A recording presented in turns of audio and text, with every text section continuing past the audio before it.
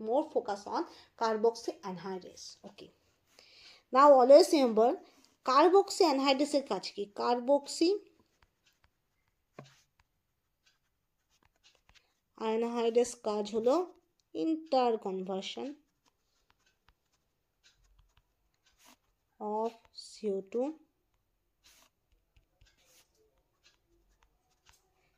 and carbonates.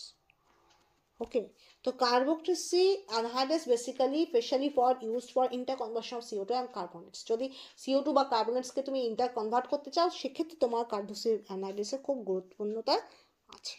Okay, so option A, interconversion of CO2, this is right.